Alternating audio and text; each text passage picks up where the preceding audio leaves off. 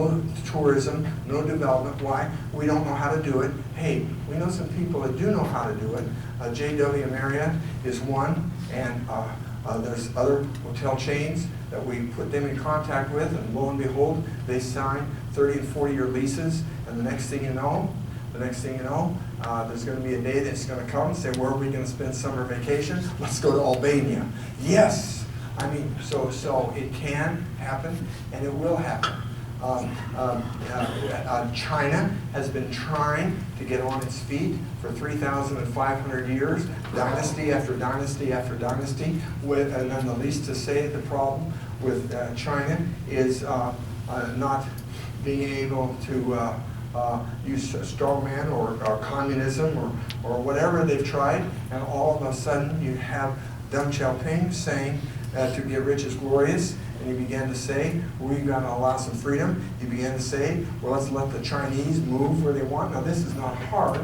You don't have to be genius to figure this out. All you have to do is look over at Taiwan, look over at Hong Kong. You have two Chinese examples, very good examples, of folks that have figured this out and have high per capita incomes. So I can't believe it's taken the Chinese this long to start figuring this out, but the Chinese are moving in the right direction. And by the way, much thanks to the United States. The United States has bailed China out twice since at the end of World War II. Japan was just taking over China. Japan's military was 10 times stronger than China, and they already had captured 5 Chinese cities. China was up a creek, and we defeated the Japanese in World War II, and we ordered the Japanese out of China. And so the Japanese had to exit China, and that just saved China's bacon, to say the least. The other thing we said was, we've got the largest market in the world, and we'll allow you, China, to sign on to Bretton Woods and an agreement after World War II where both Japan and Italy and Germany, all 3 belligerents and enemies of ours, as well as Western Europe and many places in the world, were all allowed to what? Manufacture and export, and the United States would buy it. What price would we pay? High trade deficits. And so we ran trade deficits of 300 billion, 500 billion, 600 billion. Sometimes we would run trade deficits of $1 trillion.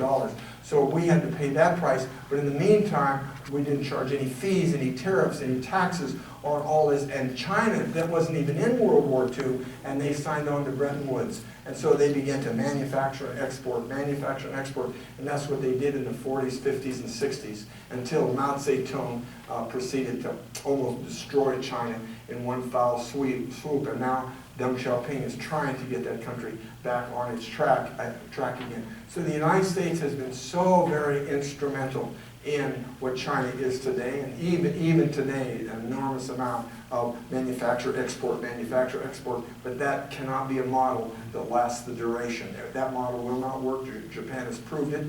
It ended finally in Japan in about 1990, and Japan's been 3 decades now in recession. And so the manufacture export is not good enough. It's good enough for a while. It can pull some nations out of poverty, but longer term, the nation has to become more productive. And unfortunately for the Chinese, just when they can maybe start getting rich, they're going to be very old.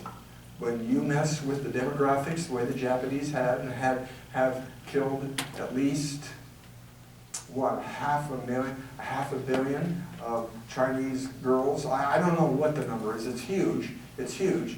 You've now got the demographics turned upside down in China, and that is a hard deal because you can't fight it. You can't fight it. It's real. And so they're going to get old before they get rich.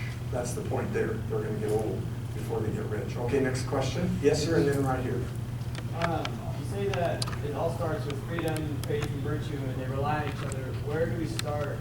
I guess which of the 3 do you start on, or the countries that we can work on?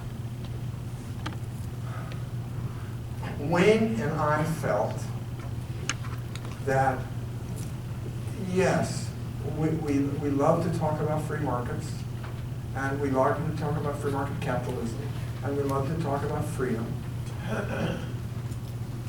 But if you miss the spiritual side, then you've missed it all, because you know and I know individuals who have nothing, but they have Christ and have a very full, happy, contented life.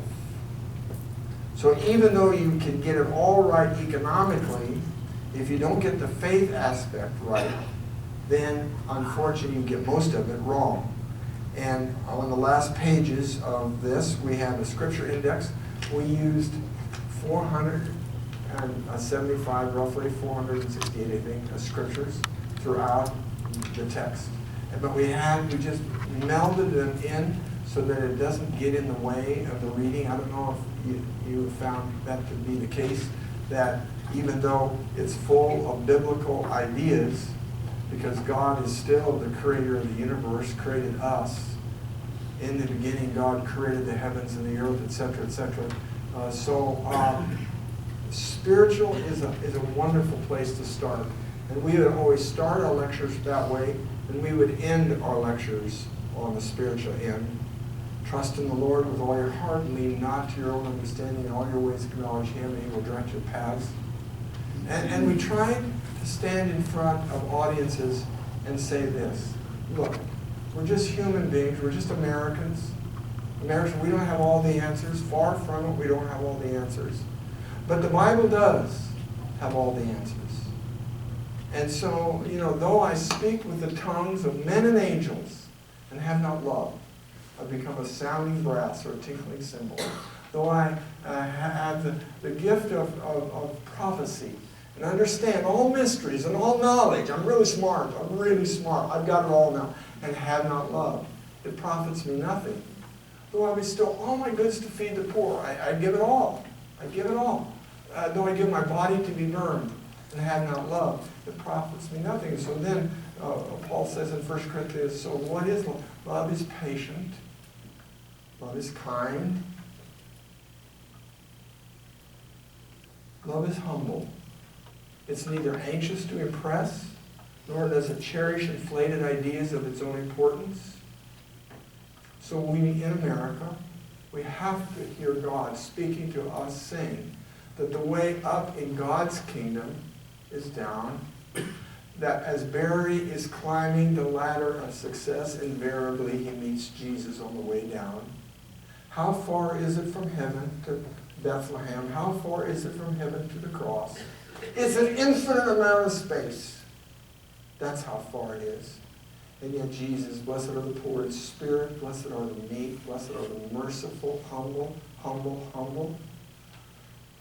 have the same attitude that it was in Christ Jesus, and that though he was God, did not consider equality with God as something to be grasped, but it was willing to become nothing. He became flesh, he dwelt among us. He humbled himself to death, even death on a cross. Therefore, God gave him the name above all names. Jesus, the one who knew it all, never acted like a know-it-all. Jesus, the Holy One, never acted holier than thou. Jesus, the one who owned it, owns it all, never strutted it.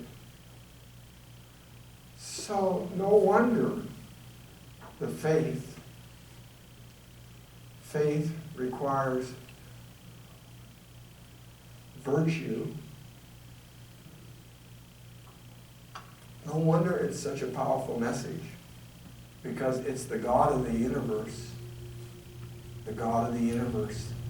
that says in the beginning, God created the heavens and the earth, and it denies atheism with its doctrine of no God. It denies polytheism with its doctrine of many gods. In the beginning, God created. Denies evolution with its doctrine of infinite becoming. It denies fatalism with its doctrine of chance. In the beginning, God created the heavens and the earth. Denies pantheism, that somehow God is in a stone, the rock, the sun, the moon. No. In the beginning, God created the earth. Over here, we have two different things. So he just the Bible just gets us squared away. Just gets us moving in the direction of love and community and caring and forgiveness. And that's why God gave him the name above all names. But the name of Jesus, every knee shall bow, every tongue shall confess that Jesus Christ is Lord. So even if I've got it all goofed up as far as the market, and all goofed up as far as freedom, even if all of that's true, but if I've got it right as to what the scriptures say,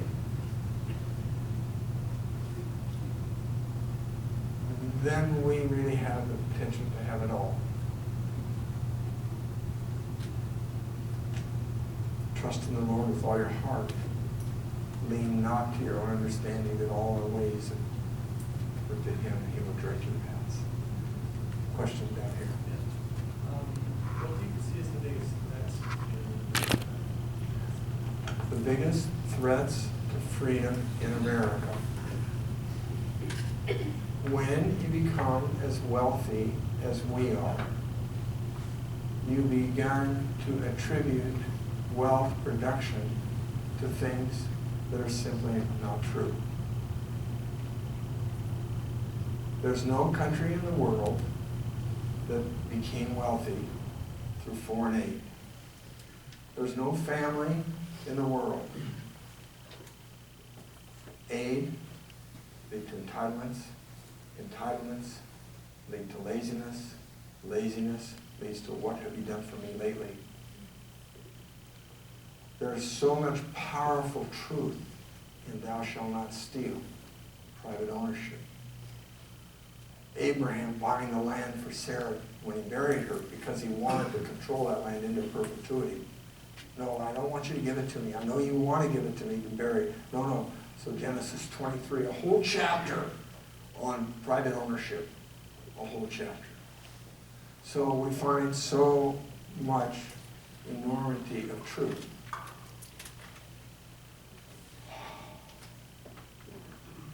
Young people,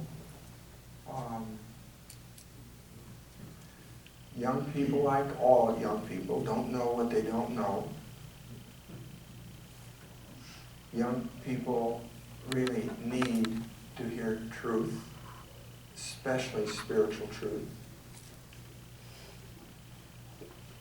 That said, I'm terribly impressed with the millennials. They have some neat hearts. They understand community better than I do. They understand many times loving and non-judgmentalness way better than I do. And so they have a lot of characteristics that somehow through their DNA and their parents or somewhere along the line have picked up some great characteristics. On the other hand, if you treat freedom lightly, you could be in big trouble. If you don't become a defender of private ownership, you're going to be in bigger trouble. If you don't understand that the free market is not only miraculous and stupendous and terrific, but it's the only way that poor poverty is going to be handled. It's not going to be through foreign aid. It's not going to be through democracy. It's not going to be through this and that. It's not going to be through socialism. It's not going to be through socialism, communism, blah, blah, blah, blah, blah. It's not. And so I hope youngsters like you, you're not that much of a youngster, but you're kind of a youngster. You'll take it. Will become a freedom fighter and a fighter for Christ. Yes, sir? You mentioned in your talk about how most countries actually don't really have an issue adjusting to the free market, but it's really setting up the mechanisms to allow them to get to that state. Yeah. Do you find it hardest to convince the population as a whole to pick up those mechanisms, or is it more so convincing the leaders of the country to pick up those mechanisms? Well, the difficulty is in convincing the leaders because the population as a whole gets it. The population as a whole has some experience with markets, and so markets are not foreign to them. And free markets are not necessarily foreign to them. But politicians have to give up some power, and they're not big on that. They're just simply not. They just want to seem to accumulate power. And you heard me say that how the rulers are chosen is not as important as what the rules are. And I think that most populations are ready to hear about some rules that change life. We got some good news. 2 weeks ago, we had a man call us saying that he is buying 3,500 copies of this book, but not this book, but he's having this book translated into Portuguese. And he says, I'm going to give that Portuguese copy of the Poverty of Nations into the hands of every major leader in the country of Brazil. And that's when you hang up the phone and your heart just jumps out of your chest. You're just so happy. You're so happy. I love those kinds of phone calls. I also love a phone call that I've received in the last few weeks. This guy lives in northern Montana, and he had me at Boise State University. And he says, I just want to call you to tell you that my marriage is working 45 years and we're still married. I said, well, God bless you. And he said, I'll never forget what you said. I'll never forget what you said, so I get to share it with you. And what I said was that every man has a button right here. It's called a stupid button. And the stupid button says, yeah, I think I'll shack up with you. And I think I'll maybe give up trustworthiness with my wife. Yeah, I think maybe even lose my children. Stupid, stupid. So look, no man can fight it. No man can fight it. So when you are tempted, sing a song, a Christian song. You know, Jesus loves me. This I know. Maybe you know that song. The one I suggested to him was there is power, power, wonder-working power in the blood. So I shared that story that I'm stepping into a elevator in Kansas City at the hotel and going up. Prostitutes are not stupid. They stand there, they watch businessmen come, and they watch if they're dressed nice, etc., etc. They jump in the elevator as they're going up and say, would you be interested in a trip? And so this prostitute said, would you be interested? And I began to sing, there's power, power, wonder, working. And she jumped out of the elevator. Stupid, stupid button, stupid, stupid boys, boys, men, men, stupid button. Don't force yourself to press the stupid button and ruin your life. Ruin your marriage, ruin relationships, ruin trust, and all the rest that goes with that. So I'm so glad that the stupid button resonated with him. Notice he didn't talk about how I squared him away from Keynesian economics. I would have loved to hear that story too, because I had to be squared away. And I have to say that Ralph Smead back here in good old Nampa, Caldwell, Idaho, when Ralph first met me, I was a wild man. I sat in jail so much. That's why. And I had 3 degrees in economics, but it was not the economics of freedom and free markets and limited government. So he was very helpful. Yes, sir. Okay, I'm curious about how the increased wealth gap in this country is going to affect private ownership. I say that, louder. How an increased wealth gap in this country is going to affect private ownership. How is the increased wealth gap in this country going to affect private ownership? For small businesses and the average American? Well, I mean, just at first blush, the human being is envious. At first blush, we all have a difficult time with being just upfront about wealth. But I think what institutes, think tanks, professors, this college can teach is that just when I hold up a pencil, only God can make a tree. It takes 1 million people to make a pencil. And if Bill Gates would come in the door right now, and we all know Bill Gates is worth $80 billion. We all know that Bill Gates couldn't spend all the money that he's made if he started spending $1 million a second. Well then, what's the deal? And my thing, and I share it with many audiences, is the deal is this. Mr. Gates, the fact is, I stole from you. It's not that you stole from me. In 1995, I bought Windows 95. Windows 95 cost $295, and it was worth $5,000. It was worth $10,000. It's worth, I mean, a system that can bring every song into your home, a system that can bring every thought in the cloud into your home, vis-a-vis the internet, a system like that, and you pay. It's like, you know, hopefully I described the millions, or the thousands and thousands of people that it takes to make this pencil, and how ludicrous it is to be able to go in and for 10 cents, for a dime, I now own this pencil. And we can say this with so many people who have made, look at, when you have billions of dollars, there's just no possible way you can spend that on yourself. And where it goes into the banking system, it's let out, and it creates all kinds of jobs and all kinds of productivity. So what we want to do is make sure that we're doing the right thing economically and not going so far into debt that we're spending so much time servicing our debt, we don't have time to put into something that's productive and into productive capital.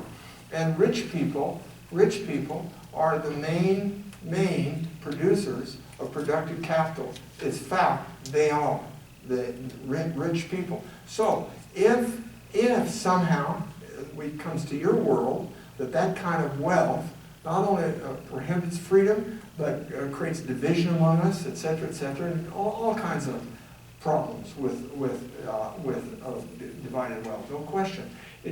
Go ahead, make a point. Okay, so in the Bay Area, the property values are increasing tremendously, right? And Where? In the Bay Area. Okay, yes, sir. For example, the property values, the housing market is going Yes, sir. up. So families that own houses back in the day, the property taxes are increasing. They're not able to, their private ownership, they're getting pushed out by the money that's coming into the Bay Area. They're getting pushed out to the East Bay, to Vallejo. So you'll have Section 8 housing in San Francisco. On the other side, you have $1 million condos. Yes, sure. You know, the point that you're making, that you would learn in every single economics class, even economics class taught by liberals, is that with capitalism and markets, with that comes creative destruction. Joseph Schumpeter, the great economist, is the guy that coined that phrase. But when this is a meeting of the American Buggy Whip Association. It's 100 years ago. We've had a great meeting. We've had lots of fun. Our families have been in this business. Oh, wait. We've got one more speaker, Henry. Henry, come on up. And so Henry Ford comes up and explains his horseless carriage. And we're all in the carriage business, and we're all in the buggy whip business. And now Henry is explaining something to us. It's called a horseless carriage. And we say, Henry, now with one of those, where do you use one of these? Because that's us. This is the meeting of the American Buggy Whip Association. That's us. And Henry says, you know what? With one of those, you don't need one of these anymore. Not only do you not need one of these, but there's 40,000 people that make a good living scooping poop in the cities. A horse poops 40 pounds a day. 40 pounds a day. And I'm telling you, if we still had horses, let me tell you, we'd have plenty of jobs, because we've got to get that manure out somehow, some way. By the way, with that, though, we don't need any 40,000 poopers. So it's called creative destruction, and that's the destructive part. With anything that happens is new, there is a group that is hurt. Now, he mentions, people can't afford to pay the taxes in a place like near San Francisco, and so they're being forced out. Yes, that is absolutely the process of creative destruction, It's always true, it always will be true, and if creative destruction bothers us so much that we feel we have to equalize incomes and somehow take from you to give to you to make this more fair for them, if we start playing that game, all of a sudden now we really start going down, because now we lose the capacity for the people who do get rich, and they are the producers, the great creators, they're the great investors, no question. I'm not saying they are a superior class of people morally, I'm not saying that at all. I'm just saying that Bill Gates, you know, it's not bad when you think Gates giving $1 billion or $2 billion to solve the AIDS crisis in Africa. That's more than you and I have given. That's more, you know, and Bill and Melinda Gates, and I could stand here and talk about them for about 25 minutes about where their money. That's what rich do. I mean, as if Bill Gates would kneel down and kiss a little baby, a young child in Mozambique, and not be touched by the fact that you have to wipe flies off its face. Come on. That would bother Bill Gates as much as it would bother me, as much as it would bother you. That bothers all of us. Why? Because we're all created